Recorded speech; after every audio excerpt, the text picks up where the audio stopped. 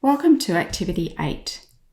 In this activity, we will be developing fluency, identifying the missing part in a two-part bond of 5. The aim of the activity is to place 3 counters consecutively, either in a row, which goes horizontally across, in a column, which goes vertically up and down, or in a diagonal, like that or like that. Each player will need approximately 10 counters in a different colour. The numbers on the spinner are the missing part, so you can imagine this part of 4 we could cut out and place on this part of the diagram. So if I spun the 4, I would place my counter here because these two join together. So player 1 spins 3. So they have to stop and think what joins with 3, and that's part of 2.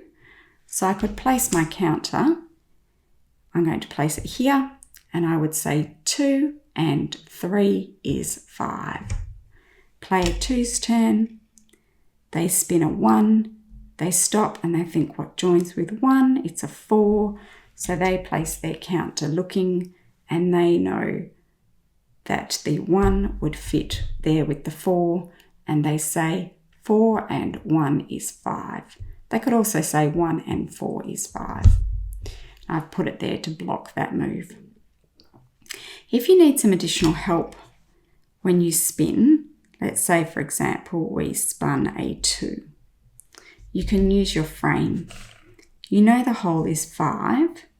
We've spun a part of 2. I'm just going to put this on this side. It doesn't matter because of the commutative property, but visually the part that we've spun is being placed on the right, and the part that we're looking for to join with is on this side. So I spin a 2, I pop that there. I get the part that joins. So I need to look for a 3 with an empty space where I could join my 2, and that would be a diagram space like this here. Just want to model 0 and 5 because that's a little bit more difficult.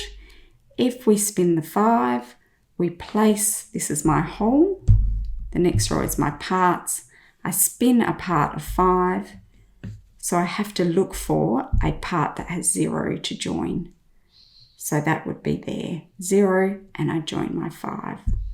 Alternatively, if I spin a 0, I can't place 0 because it's nothing, so I'm just going to hold my finger here outside the frame, and then I place the 5. So I need to look for a 5 to join with my 0 here.